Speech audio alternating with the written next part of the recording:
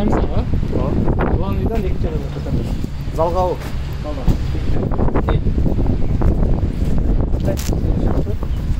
Немеге комиссия? Снимаешь? А? И. А почему нельзя? Сейчас снимаю, если что. О. Молодец. Миза, ну кулунда. Конечно.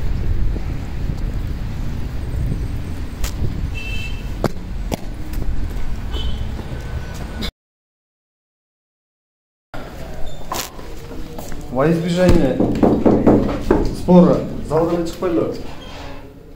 Залға? Төрағадан сұрайсыз ба? Салам алейкум. Алдын ала құлақтанып қойын, жолдаш майор екенсіз. Қызматтық кабинетіңізде құпия сыр қамтыған документтер бар жоқ па? Жоқ. Сөйттен де мен съемка қыламын да. Ошоға сіз Обязательно керек. мен үшін керек.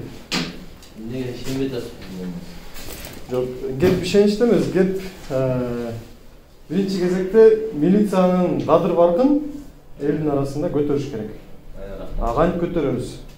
Эгерде силер элге ачык, айкын, жакын болсоңор, бизге окшогон жарандар ошондо кадыр баркын көтөрүлөт. Анан сиз эгерде жок, мен мүмкүн эмес, таппа десеңиз, актив залга көтөрүлөт. Эмес жок.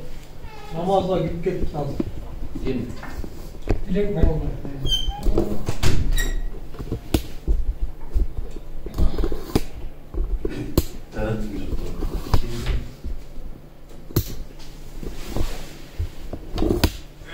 Суббота күнгө деген кеспиз, суббота неме кыла албайсыз, суббота. Мейлим. Жумуштар менен сизде бирге ишиңизде неме болду? Баягы күнү ооруп калдым. Келе албадым. Бүгүн дагы эртең башка республикада нагрузка бар. Түшүнөм. Албайм.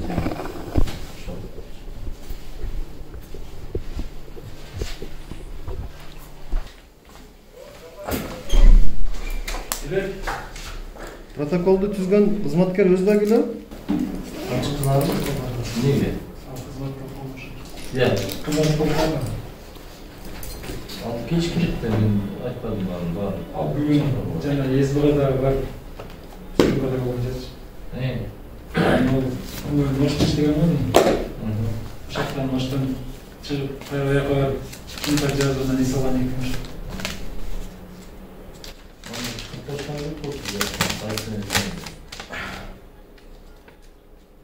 Ал эмне десем, анда ал жок деле карайсыз. Мен каршы эмесмин. Мен каршы эмесмин.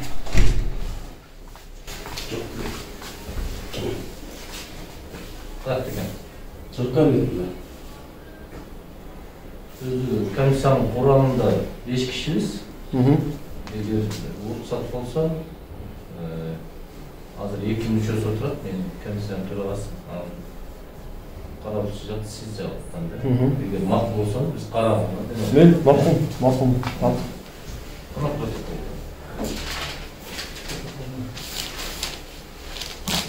Урматтуу коллегалар, бүгүнкү карала турган материалды тааныштыруу үчүн протокол номер 546-365 бул Бозуев Азамат Толкунбековичтин атынан түзүлгөн протокол. Анын Ош шаарында, Монуя көчөсүндө 327 жол белгисине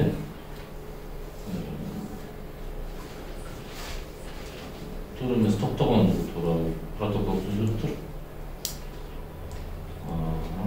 Туруш талаптарын аткарбады деп биздин милициянын старшинасы Шекенов тарабынан түзүлүптүр.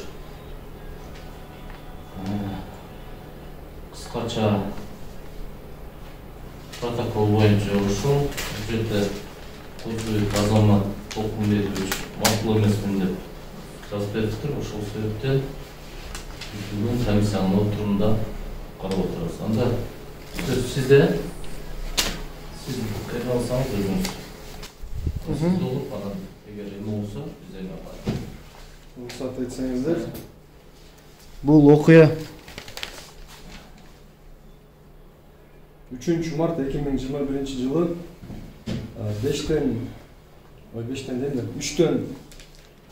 15 өттү. 3-тен 15 өткөндө катталган. Мен жумуштан шаарга кайтып жатканымда ошол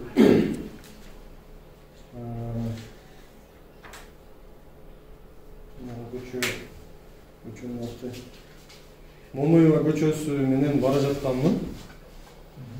Күн чыгыштан батышты карай бара жаткан кезде мен 327 белгисин көргөм. 327 белгисинин астында толуктоочу белгиси да бар экен. 300 метр жарандуу деген белгиси мененчи. Анан ошо белгиден өтүп, унааны башкарып кетип жатканымда астында милиция кызматкерлерин көргөм. Алар өзүнүн жумушун аткарып жатканда.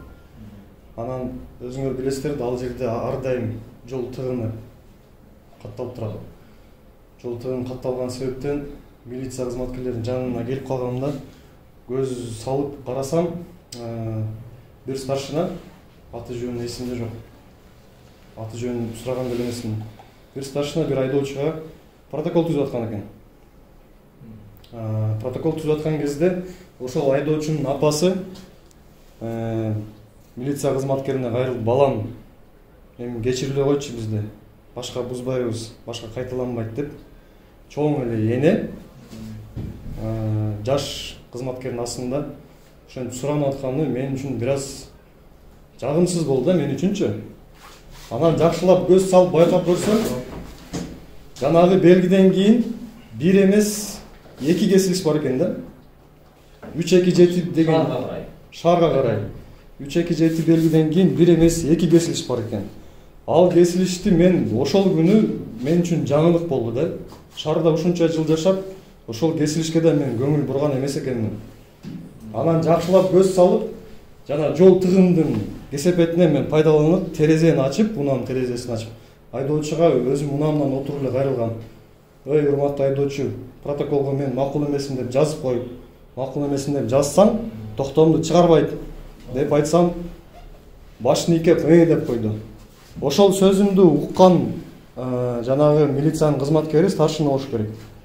Алда жок, ал эмес, анын шериги. Биз мыйзам чегинде эле иш алып барып жатабыз деп мага карап кайрылды да. Анан мен ошол сөзүнө, мейли анда мыйзам чегинде иш алып барып жатсаң, анда мыйзам чегинде мага да түз анда протокол деп, атайын ошол жанагы айдоочунун унаасынын астына мен да токтоттум. Атайын токтотуп, барып келгиле анда мага да түзгүлө. Мага түзөсүңөр, анан мен силер менен мыйзам чегинде соттошом дедим. Ким туура айтып атат, ким туура эмес айтып атат, ошол жерде четишер дедим.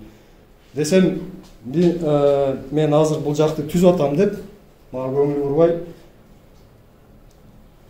көңүл кош мамиле кылып койду ошо жана старшиначы, биринчи старшина. Андан кийин ошол учурда өзүн Калматов Медер деди окшойт. Калматов Медер аттуу жаран милиция кызматкери, лейтенант. Келип эмне болду деп чоо жайын териштире баштады. Анан мен ага айттым, "Могул кызматкериң дедим, туура эмес протокол түзүп атат.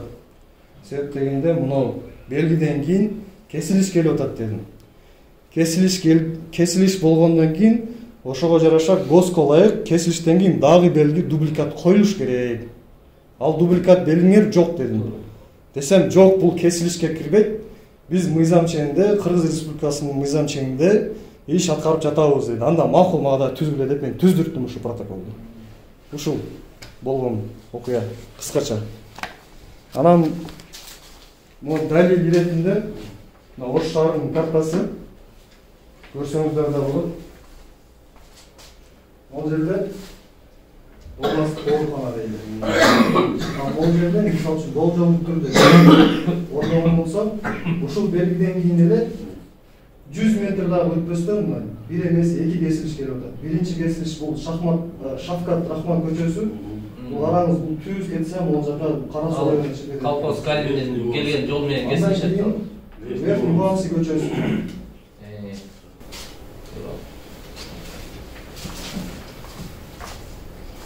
Söz var mı sizde komisyonun müçülері? Çok.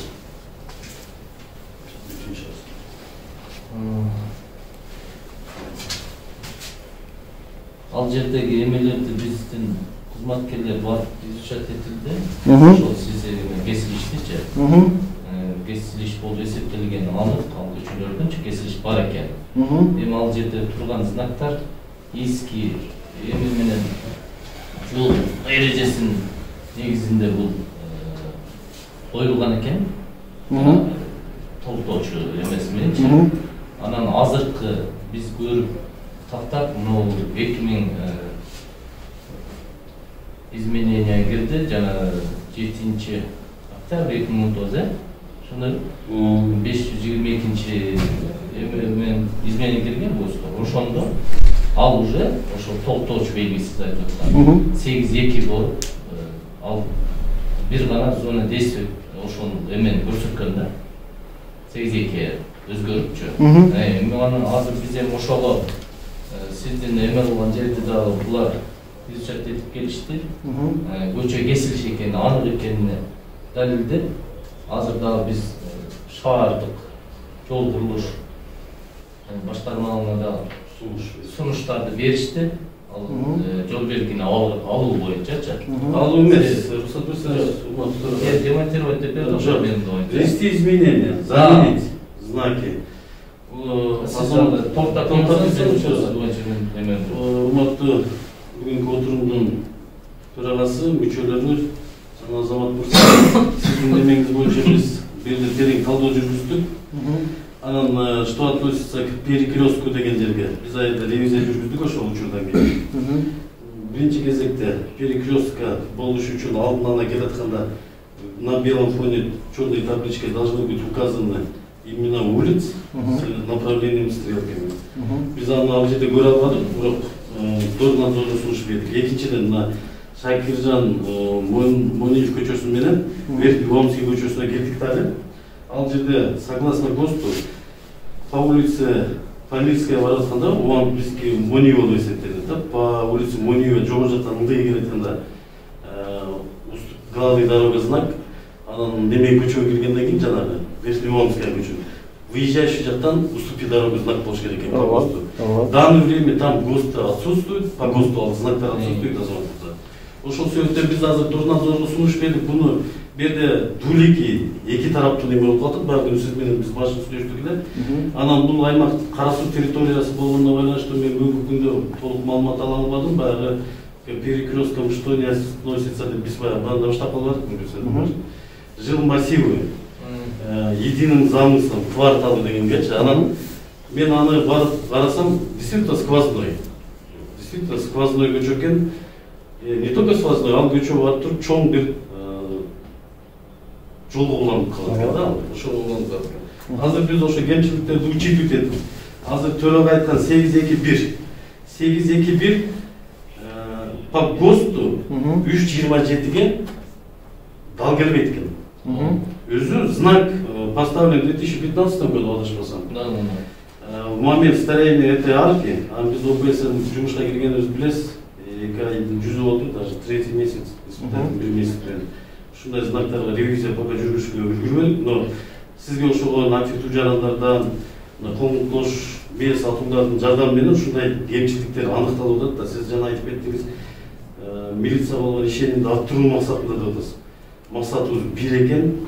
Для информации айтып койсом, муну жылы индекс доверия населения к милиции вырос на 56%. Буга деп ойлойм, сиздердин активдүү жарандардын милициянын да кичине болсо дагы реформаны таштап, кичине болсо дагы эски стереотиптерди өчүргөнгө салым болду окшойт дейм.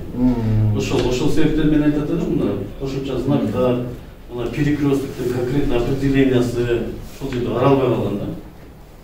Все, менде болду, вот бул эмеде жана 7-2-1 болуп тургандачы Азамат мырза. Ана зона действия запрещающих и информационный указательный знак деп кошулуп калган. Азыр ал жок да, зона действия. Азыр 8-2-1 болуп 37-ге по ГОСТу не совпадает ол знак. Ошого талапка жооп бербей калдылар. Түшүнүктүү. Анан кемчиликти эме кылабыз, устранить этип,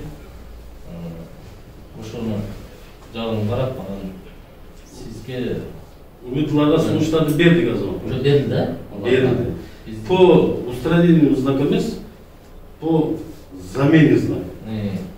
Знакты алмаштырып бердиңиздер. Информационный знак.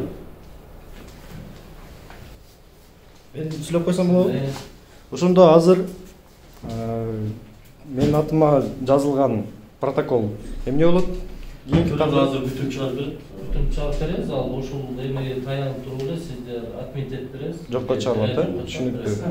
Анда түшүнүктүү. Анда мен бир эле сөз айтам. Сиздер аз жогоруда белгилеп кеттиңиздер. Реформа болду.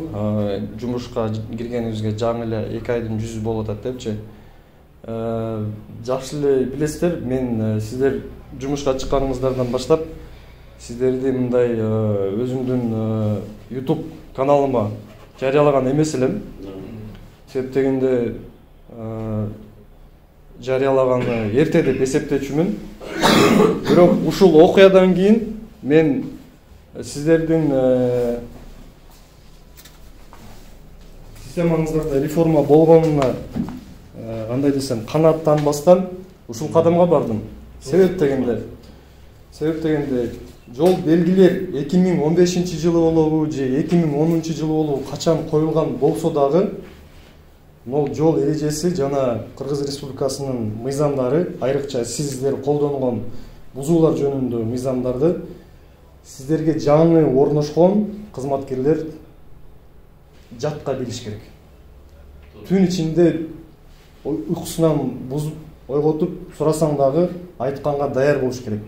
Бирок ошого карабастан офицерлериңиздер кесилиш дегенге туура так аныктама бере албагандан кийин башка кенже старшина сержанттарга мен сөз айткым келбейт. Офицер кызматкериңиз кесилиш дегенине туура так аныктама бербеди. Кесилиш деп эмнени түшүнөсүз деген суроомо, кесилиш деген бул 4 көчө, жол чырактары бар көчөдүн мен кесилиш деп эсептейм деп мага ошондой жооп берди. Мен ошондуктан бул кадамга барып атам. Максат сиздерди каралоо эмес. Максат сиздерди жамандоо эмес. Максат туура так Кыргызстандын мыйзамдарын жана өзүңүздөрдүн ички жоолоруңуздарды туура так сактагыла деген эле мындай чакыруу. Ошол. Максатыбыз бир экен. Максат бир экен, сизге чоң рахмат. Сизге чейин да жарандарды чакырып, мындай макул эмес учурларын карап келип отурабыз. Мындан бери иш башкарткандан беричи. Сизде жарандарга да ошондой эгер бузулган учурлар болсо, аларды биз кыскартып, ушул сизге чара кандай эме кылган болсо, ошондой да учурлар болуп атат. Бирок ошолордун астын алып, өз курамда иштеп аткан кызматкерлерге окуу иш-чараларын да жүргүзгөнгө аракет кылып атабыз, жүргүзүп эле атабыз. Ал боюнча дагы мына сиздин келтирген кемчиликтериңиз боюнча да эске алып, сөзсүз ол иш боюнча да ишке алып барабыз. Түшүнүктүү. Биз эле келип мондой активный жарандар келип эме кылып бизге уют этип бербейт булар. Биз өзүбүз уют этип, туура айтат, ошол жарандарга биз эң туура маселени көтөрүш. Ошол учурларга биз кабыл алыш керек. Жарандарга кайра биз шарт түзүп, аларга тейлөө гана кызмат көрсөтүшүбүз керек. Биз ошон үчүн ушул милициянын кайгылуу кызматы болуп атат. Ассаламу алейкум замандаш. Бул ийгиликсиз реформа аттуу видеосунун экинчи бөлүгү болуп саналат. Мени дал ушул 327 жана азыркы 822 белгиси үчүн протокол түзүшкөн эле.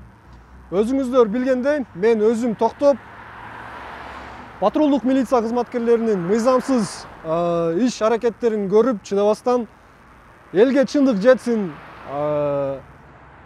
бийликтегилерге чындык жетсин деген максатта ал видеону тартканга туура келген эле.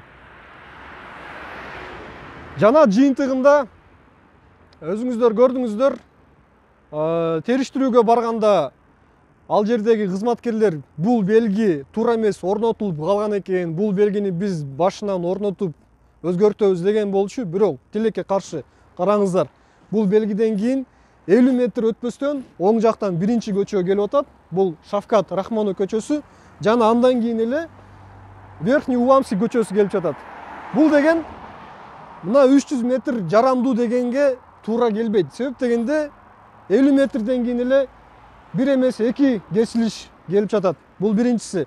Экинчиси, жогоруда териштирүүгө барган видеодо өзүңүздөр жакшы көрдүңүздөр, уктуңуздар. Ал жердеги кызматкерлер деги эле менин үстүмө жана башка айдоочуларга түзүлгөн протоколдор боюнча эч бир үн катпады.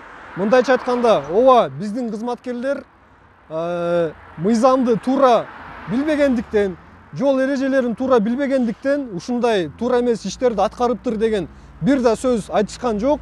Тескерисинче болгон ушул надзордогулар туура эмес белгини орнотуп коюптур. Биз аларга сунуш иретинде айтабыз, кемчиликтерди жок кылабыз деп убада берип кетишти. Бул деген эми кандай түшүнсөк болот? Болгон кемчиликтерди, болгон ката кетирүүлөрдү ооба биз туура эмес кылып алдык, биздин кызматкерлер туура эмес иш алып барыптыр деп эле мойнуна алып койсо болмок. Тилекке каршы андай болгон жок. Жана жеке мен өзүмө түзүлгөн протокол боюнча айта кетейин. Кат жүзүндө да жооп беришкен. Бул жерде азыр мен жогорудагы айтып кеткен эле жүйөнү келтирип жооп беришиптир. Кабарлоо 2021 жылдын 3 март күнү МВД 02-546-365 саны менен түзүлгөн протокол Ош шаарынын Монуев көчөсүндө 327 жол белгисинин жанында 721 жол белгиси туура эмес жайгаштырылгандыгына байланыштуу Кыргыз Республикасынын бузуулар жөнүндө кодексинин 302 беренесинин 4 бөлүмүнүн жетекчиликке алып жокко чыгарылды деп жооп берип атат. Бул деген сөз мынал 327 астындагы белгиси мурда 721 белгиси болгон болчу. Азыр бул 822 белгиси менен алмаштырылыптыр. Бирок алмашканы менен бул жерде эч кандай жагдай өзгөргөн жок. Себеп дегенде жакшы бир сөз бар. Орун алмашуудан сумма өзгөрбөйт деген эле болуп калыптыр бул жак. Өзү негизинен жол белгиси туура эле орнотулган. Болгону жол белгиси орнотулгандан кийин эгерде 300 метр аралыкта эч кандай унаа токтобосун деген талап болгон болсо, анда ар бир кесилиштен кийин дубликат белгилер орнотулуш керек эле. Бул жерде эгерде патрулдук милиция кызматкерлери чындыгында сизге түзүлгөн протокол кызматкер тарабынан туура эмес түзүлүп калыптыр, ошондуктан жокко чыгарылды деп мага жооп бергенде мен ыраазы болмокмун. Себеп дегенде булар өздөрүнүн кемчиликтерин, өздөрүнүн каталарын мойнуна алды дегенди билдирмек эле. Жана ошондой эле буга чейинки чыккан видеодо мага протокол түзгөн инспектор протоколду түзөрдөн мурун 309 берененин негизинде менин укуктарымды түшүндүрүп бериш керек эле. Ал аны аткарган жок. Протоколду түзгөндөн кийин 314 берененин негизинде мага укук жана милдеттеримди да тааныштырыш керек эле. Ал аны дагы толук деңгээлде аткара алган жок. Бул бир эле мисал эмес. Бир эле менин учурумда мындай окуя болгон жок. Башка учурларда дагы мындай окуялар катталган. Таанышып ала койсоңуз. Мен укук милдеттеримди айтып койсумун. Бул жерде протокол түзүлдү. Бул менен таанышып неме аласыз. Биринчисине объяснениеңизди жазасыз, өзүңүздүн түшүндүрмөңүздү. Экинчисине кол коюп бересиз. Дальше. Кол коесуз. Укук милдеттериңиз бул протоколду алганыңыздан кийин, бул протоколду 15 күндүн ичинде төлөсөңүз 50% скидкасы менен төлөйсүз. А эгерде 15 күндөн өтүп кете турган болсо 5500 сом айып пулга тартылат. Толук айтып бериңиз. Укук милдеттерим 12 укук милдет бар. Сиз укук милдеттериңиз боюнча могу кол койгондон кийин түшүндүрбөйм да туурабы? Жок, мен кол койгонго чейин түшүндүрүшүңүз керек мыйзам боюнча. Сиз мени эмне үчүн тартып атасыз?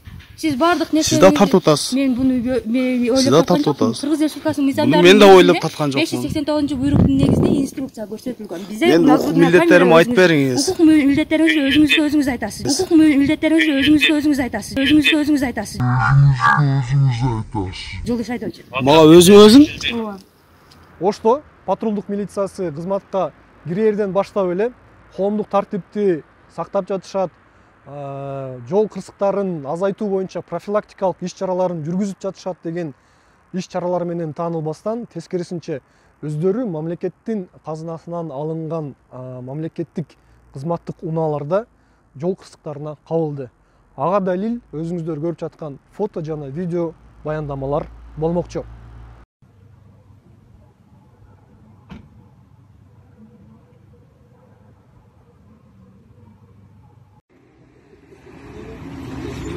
Ош району.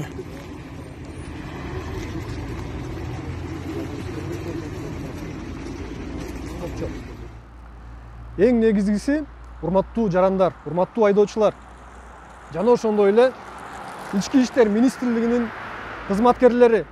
Биздин негизги максат милиция кызматкерлерин видеого тартып, аларды интернетке чыгарып, аларды элге шылдың кылуу максат эмес.